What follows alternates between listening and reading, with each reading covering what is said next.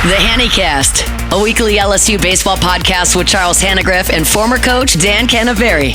Now to break down the Tiger tape, here's Charles and Dan. Welcome into the Hannycast for Monday, April the 7th. Charles Hannegriff along with former Tiger coach Dan Canaveri, former Tiger pitcher Doug Thompson, and LSU coming off of a 3-game sweep against Oklahoma where they gave up 0 earned runs so far.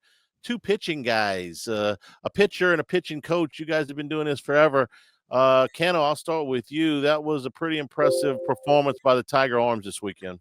I tell you what, a pitching coach and a head coach's dream to go out there and throw what did we throw? 5 guys the whole week? 5 guys. Yeah, that's it. Yeah, and then have your starter get a complete game, coming out, and that sets the whole weekend up. I mean, what a great thing for Jay Johnson and for Nate Yeskie. But I'm going to pass on to Doug here. Doug, one thing we talked about last week, I think Cade Anderson officially graduated magna cum laude. Yeah, I mean, it's official. He's the Friday night ace, for sure. Not if that wasn't already very clear, but I mean, it's almost like we talked it all into existence last week. We talked about it would be tough for LSU to win if Evans and of course Chase Shores. Zach Cowan. Okay, Zach Cowan. Sorry. Sure. Yeah, sorry. Zach Cowan. If they're going to win 2 games and somebody's got to pick up the slack, well, this week it was Cade Anderson. Then we talked about how important it is for that Friday night guy to eat them all up, and the advantage just is so strong to the team where the Friday night guy does go complete game because, of course, all the arms are available. So what an amazing performance top to bottom this weekend from all 5 pitchers. Guys, I want to talk about Anderson's outing on Thursday night where Jay Johnson said after the game when he went out for the 7th, where he was right around, I think it was 97, 98 pitches, that the next base runner that got on was going to be the end of his night. He was not going to let him pitch out of the stretch. Well, there was no next base runner. So he finishes up the game, and it's 135 pitches.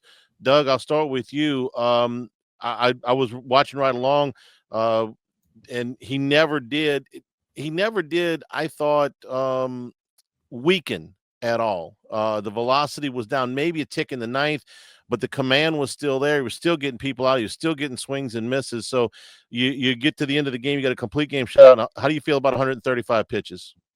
It's old school. I mean, it was awesome to watch. After he battled through the first inning, he avoided the inevitable 2. And then after that, he had it on cruise control. And I would say, if anything, he only got better throughout the course of the game. And he was as sharp as can be, man. It was a special outing, to go down as one of the best of the year, no matter what happens. Dan, as a pitching coach, do you worry about after effects from an extended outing like that? No, because he was throwing the ball well all night. One of the things we did, and Doug knows this, but one of the things we did skip, of course, the lead dog on this, but I was observing and listening and adding in when we could. If you work with the pitchers and you see their motions and you monitor, and especially if you're calling the pitches, when they're starting to lose it or get tired, they lose their motion, their fastball, they leave it arm side high, their breaking ball doesn't break as sharp. If you're paying attention, that's when you make the move. Like Doug said, this is a little old school, and I'm proud of Jay Johnson. I'm also proud of Cade Anderson for the fact that Jay said, next base runner, you're coming out, and he pitches a complete game. That kind of said, okay, Jay, I'm not coming out, which was a good thing. But the fact is, Nate Yeskie and Jay could see if he was losing his motion, if he was off a tick, if he wasn't commanding, if he was getting tired. And I think that part of it, rather than have a measured number, was huge. And because he was throwing so well, I don't think he's going to have any after effects. And remember, these guys got, 7 days, 6 days between starts. In a year from now, he's going to have 4 days in between starts. So I think he's plenty fine. In that first inning, and I didn't think he pitched badly at all in that first inning, even though Oklahoma loaded the bases. You had a ground ball through the left side that wasn't crushed or anything, and then a roller that beat the shift on the right side, and then a full count walk, which was a pretty competitive pitch. So I didn't even think he pitched badly in that first inning. But, Doug, the conditions for the pitchers were excellent this weekend. The wind was gusting in from center field.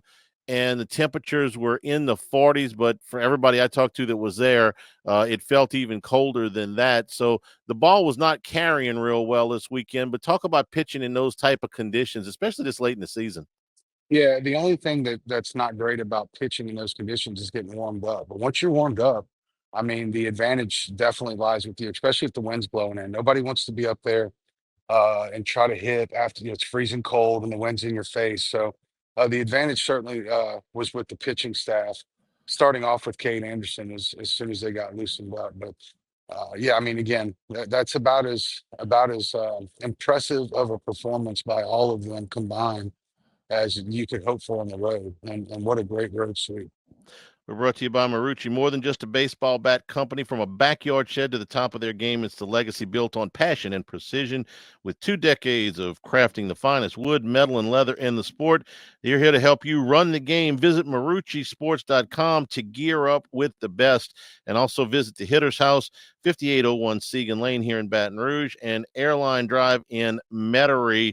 24/7 access to the members-only cages, plus bullpen cage reservation opportunities, and 15% discounts off the retail store.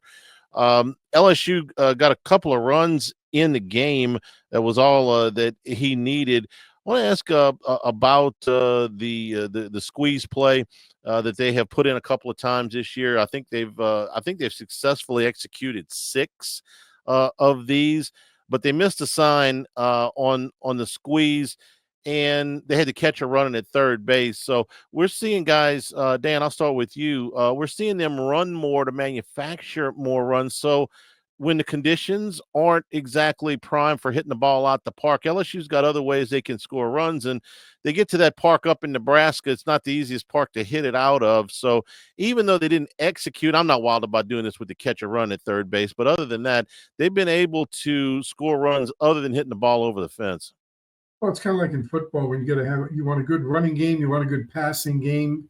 I think Jay has really worked on team offense in many different ways to win a ball game, and the more you have, as we used to say, the more bullets you have in a holster to win the game, the better you are. And I think Jay's really working to try to get that in. And it was obvious here you're in a 1-2 run ball game. You get late in the game or at any time in the game, you know it's going to be a 1 or 2 run game. To be able to squeeze in a run rather than wait for a hit. Remember, when you wait for a hit, even the good hitters in this lineup that we have, you still going to make 7 out of 10. You're not going to be successful. So to be able to get the runs in when they're there, when you need them in a close ball game, in at the right time, that's a great thing for coach to have.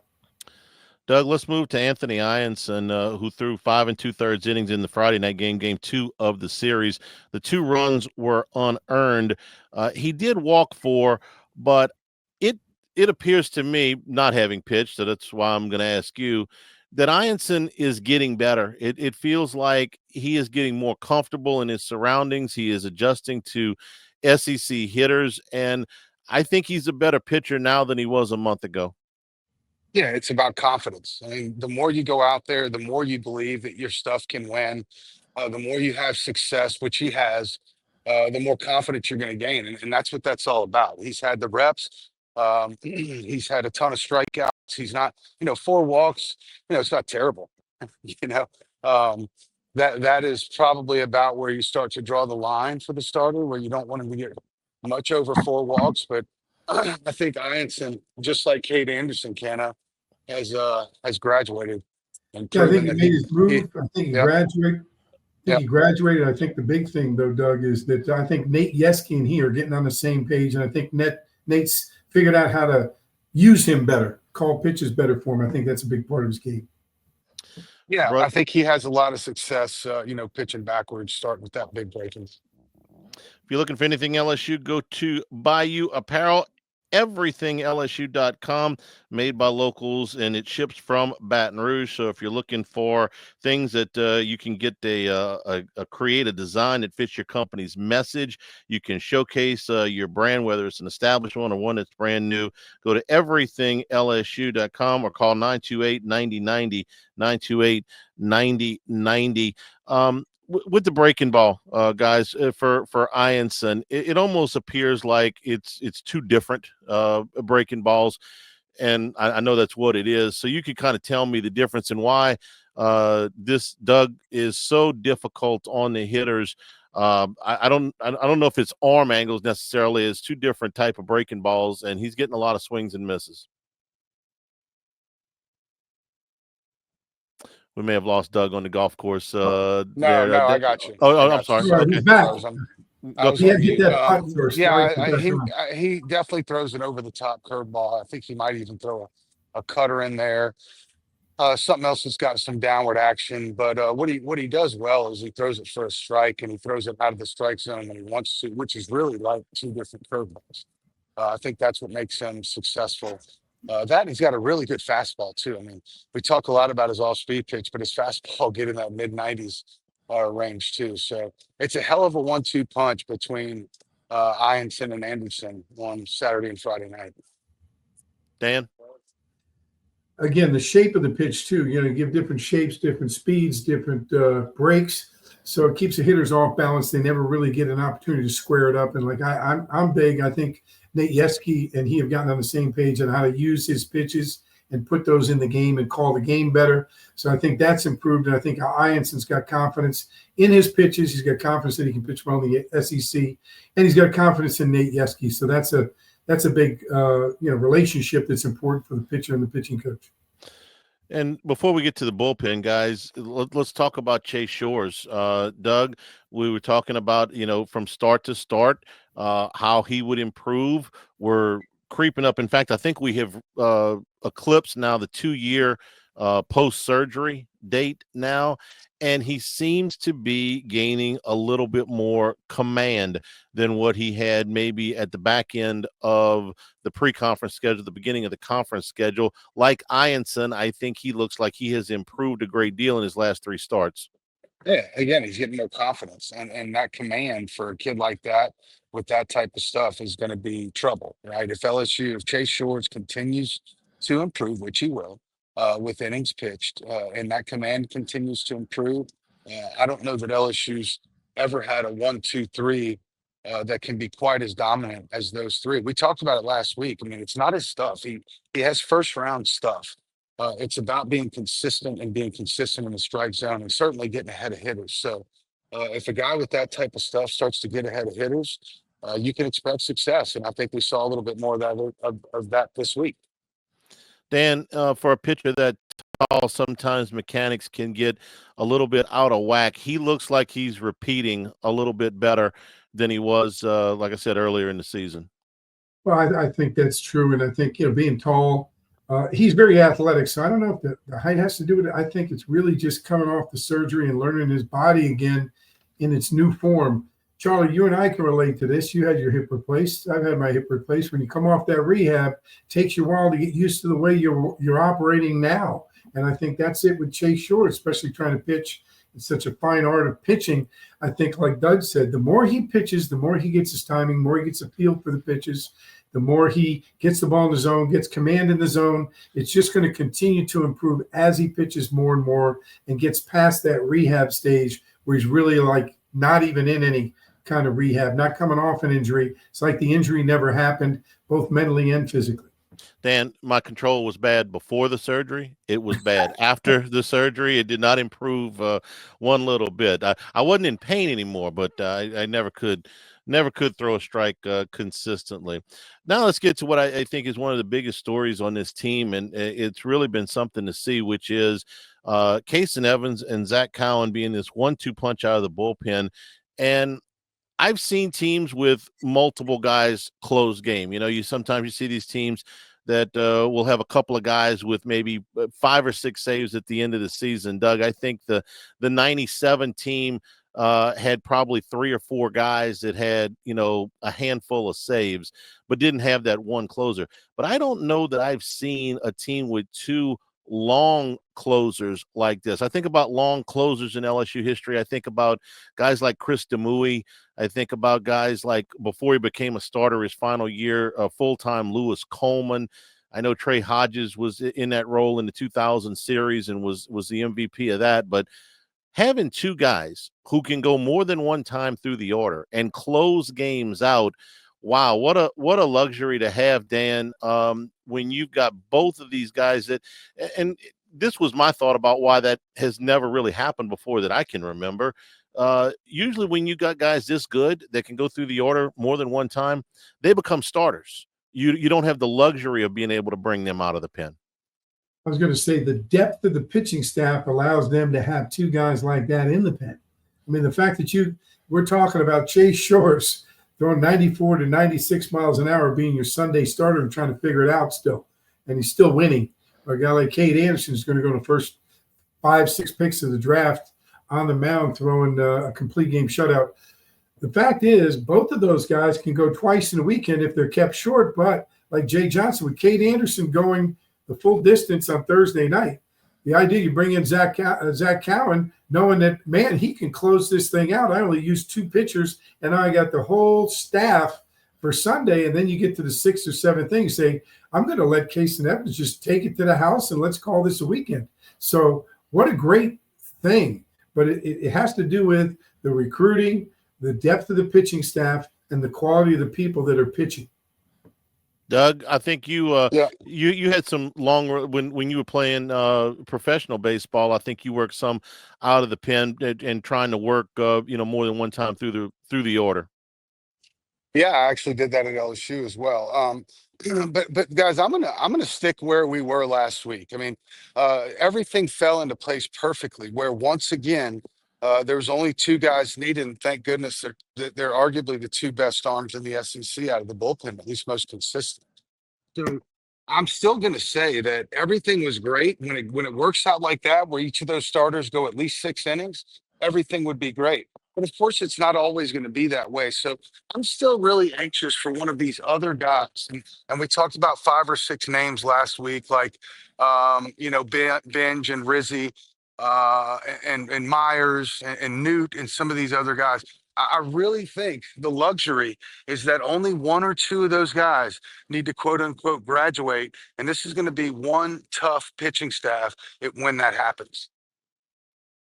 Charlie, I want to add to something along the lines that Doug said. One of the things I look at it like a coach is, Doug, this happens a lot. Say Ianson goes in and he's just having a bad day, and he gets into the 2nd or 3rd inning, he just doesn't have it that day.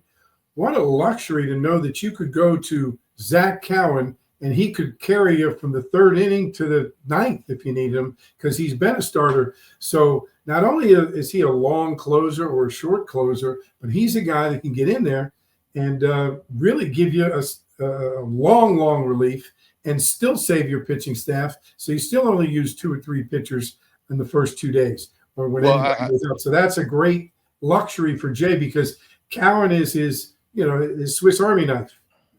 Yeah, I think it's important that he keeps that pitch count up there, especially heading to the postseason, because you know how it works. I mean, every year it seems like you need that 4th starter, that guy to come in out of nowhere because you find yourself in a place that you shouldn't be, in a loser's bracket or whatever.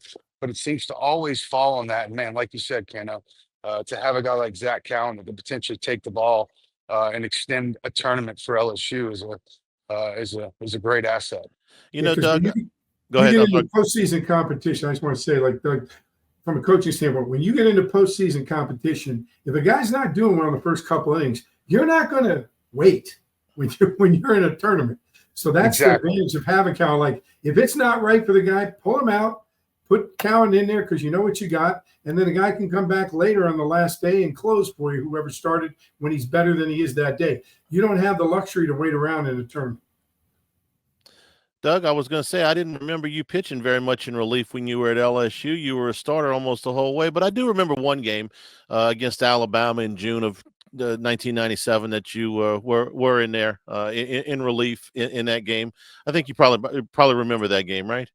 Well, actually, that weekend where they beat us 28-2, I also pitched in relief on that Sunday, and then in 1998, I want to say I actually closed the first 2 games, pitched the 7th, 8th, and 9th of the first 2 games in Omaha that year. So yeah, I certainly did both, especially in the postseason for LSU. But mostly during the regular season, I started. But yeah, I mean, I think a lot of college pitchers are able to do that. Zach Cowan just happens to be one of those that's very good at it. Brought to you by Lake Urgent Care, dedicated to providing quality care close to home, treating minor illnesses and injuries for ages 3 months and up at 17 convenient locations, Livingston and Ascension Parish, in addition to Baton Rouge and Hammond. Plus, they offer occupational health and weight loss solutions, and they offer a seamless extension of Our Lady of the Lake. Patients can access care from anywhere with the MyChart patient portal. Urgent care centers are open 7 days a week. You can walk in, check in online, or schedule a virtual care visit at lakeurgentcare.com. Yeah, I do that first game in Omaha in '97. LSU had to play. Oh, let me check the memory bank here, guys. 2 games on Memorial Day on Monday because it had rained, and the game Sunday night had gone late, and you threw 18 innings on Sunday, and then got the early game against Rice in the '97 series. NCAA didn't give you an extra day off because you'd played on Monday, so it was kind of a hey, we got to sleep and rest quick and get back and play Rice. And Matt Anderson was on that team, was the #1 pick in the draft. Am I getting most of this right? Charlie, you got a great memory. I mean, come on. Yeah, all of it. It all blurs together for us. No, that's pretty accurate as far as I remember, Charlie. Yeah, and they have promised to call me from Omaha wherever Larson's ball lands that he hit off of Anderson's 100-mile-an-hour fastball, because I don't think the thing has landed yet. He absolutely mauled it. Let me talk about something that happened in the game on Thursday night that I really liked, and I think it shows the maturation of the young man. This was a 1-run ball game, and the hits were hard to come by. The conditions were tough. And Jared Jones on a 2-strike pitch absolutely lasers one down in the right field corner for a double. And it ended up getting LSU a run in the inning. But what was impressive was that's a pitch that 2 years ago he can't handle. He's going to strike out on that pitch. And maybe last year he's not going to make that kind of contact early in the season. But now he's not just a power hitter. He's not just a pull hitter. He is using every bit of that park. And that was a first-round pick he was facing in Kyson Witherspoon. And he took that pitch on the outer part of the plate, and Dan, he ripped it down in the right field corner. That was just a really nice piece of hitting. Kudos to the coaching staff, the chief and Jay Johnson teaching hitting. What a tremendous amount of development over 3 years for Jared Jones, and really become a polished professional hitter. And what a great thing for him! What a great thing for the team. And as you know, Charlie, that RBI is huge in a 1-run ball game. All of a sudden, you get the second run in at the end of the game. That makes a big difference for the pitching staff and for the team and for the confidence. Doug, when you got to pitch to a guy that's got that much power and he can still take a pitch on the outer part of the plate like that and drive it the other way, it makes him a very, very difficult guy to retire. Yeah, those are the worst guys. Those are the worst guys. And he's worked hard to become that guy. His freshman year, I would have said, he could probably play professional baseball. He'll hit some home runs, but I think he's really going to struggle with off-speed pitches. Now, like Cano said, I think he's ready to play professional baseball. He is. He's as good as you'll see a college hitter. He's reached 50 home runs faster than anybody in the history of this program, and this is one heck of a program when you start talking about things like that. So, I think Jared Jones is a double-A hitter right now playing in the SEC. Yeah, once he finishes up this season, he's going to be behind Furnace and Cressy, and that's it as far as homers at the school. And that's a pretty good list to be on for sure. We're brought to you by Dependable Storage, 8 locations across Louisiana and 1 in Gulfport. Check out their facilities in Slidell and Youngsville. They'll match any competitor's pricing and offer convenient online rentals and payments. They offer free use of the moving truck. For new rental move-ins, the facilities are clean, secure, and conveniently located. Check out the website at dependablestorage.com for locations, pricing, and rentals. Here's another guy I want to single out for outstanding play this weekend. Doug, if it was tough on the pitchers, it's tough on the catcher to catch all 27 over the weekend. And Luis Hernandez caught all 27 innings. We've talked enough about the conditions. Multiple hits in all 3 games. This is a heavy workload that he's holding right now, and he didn't catch a whole lot a year ago. You talked a week ago about the progression he's made as a catcher. So I know you work with so many catchers so closely. that's a heck of a thing. In those conditions, catch 27 innings and get 6 hits on the weekend. Yeah, it's funny you say this. Yeah, I work with at least one catcher pretty closely. That's my oldest son. And of course, I always had respect for catchers and how tough that job is. And now that I'm watching every pitch from a catcher's perspective, it's even more so. It just so happens my son caught his team's 4 games this weekend, and he described his legs and his last at bat. He said they were literally numb. He just didn't feel them. He was trying to go through the motions. So it's very difficult to do and produce. That's why guys like Pudge Rodriguez and so many others, well, actually not many others, short list of great defensive catchers that can also hit. So Hernandez started a little slow, but we knew he could do it, right? We knew he had shown some power in his career. It's just a matter of time to find some confidence in a very different circumstance than what he was used to before coming to Baton Rouge. So I'm telling you, if that if any of these, it's just like the pitching staff. If 1 or 2 more guys like Ethan Fry and Hernandez start to really figure it out at the plate, watch out. I mean, a very good team could get even better as we get closer to the postseason. Dan, you want that catcher to be an extension of the pitching coach if he can. How's Hernandez as a defensive catch, as a receiver, I'll call it, at this point? I'm going to say he's getting better and better the more he gets behind there. Kind of like Chase Shores, but not coming through rehab, coming through not catching for a while. He's getting better and better the more he catches. I want to add, Charlie, he put 20 points on his batting average over the weekend, close to 20 points on his batting average, catching 27 innings. That's a heck of a feat. I mean, that's just unbelievable, like you said, in bad conditions. But he's gotten better defensively. I think he's going to continue. Josh Jordan going to keep working with him. And I think, now that he's hitting and hitting well, guys have a tendency to work more on their weaknesses when they're hitting than when they're not hitting. And I think Hernandez, too, and Doug will attest to this. Everybody always says the quickest way to the big leagues is to be a catcher that can hit and catch a little bit. So I think it may motivate him a little more, knowing that the draft is coming up. He may have an opportunity now that he's shown his catching skills to up his value in the professional draft if he keeps hitting and he improves that defense. We're brought to you by the law offices of Dana Brown. Dana and his staff of attorneys have done a great job for us over the years. You can trust them to be your family-owned law firm for a lifetime. The first consultation is always free. So whether you've been in a car accident or have other legal issues, the law offices of Dana Brown should be your first. OC Brown should be your first and only call. Truly your law firm for a lifetime. Call them at 343-1111, 343-1111, or on the web at ocbrown.com. All right, both of you guys, as we wrap up here, the great news is that LSU only had to use 5 pitchers this past weekend. The only downside of that is there's a lot of guys that didn't get to pitch, and we know that Jay's going to chop up the game at Nichols on Tuesday night. But besides that, when you get these guys out of a routine, Dan, as a pitching coach, what do you do when you had about 9 guys sit around and watch, 7 or 8 guys anyway, sit around and watch all weekend? What do you got to do when you get back to Baton Rouge? Well, I think Jay's going to make a decision on who's going to throw on Tuesday.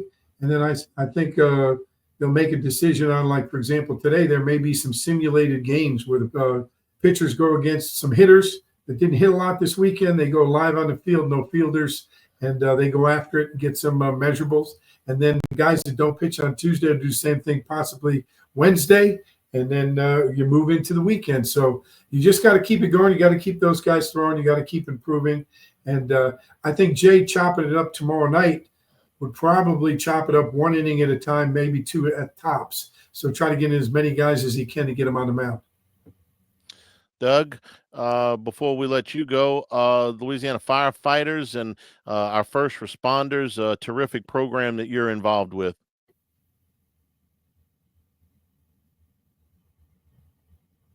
And now we may have lost Doug. All right.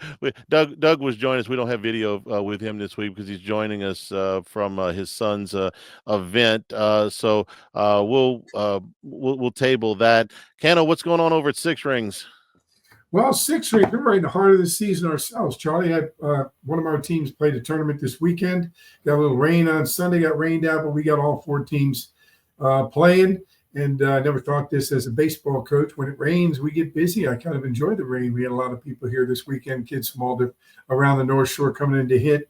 And, of course, our guys working and lots of activity in the facility. And we're doing well over here. We hope to see more people. If you got a youngster that's looking to get better, we give lessons. We've got cage rentals. We've got memberships available. We got camp coming up.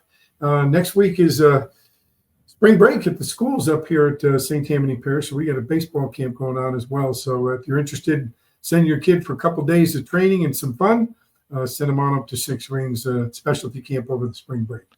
All right, LSU back to the Friday, Saturday, Sunday schedule. They played Nichols in a rescheduled game from earlier in February on Tuesday night at 6 o'clock, and then Friday, Saturday, Sunday at Auburn to wrap up the road trip. 7 straight games on the road for the Tigers. They're 3 games into that. 6 o'clock on Friday, 6 o'clock on Saturday, and 2 o'clock on Sunday from the Plains. For Doug Thompson, for Dan Canterbury, I'm Charles Hanagriff. This has been the Hannycast.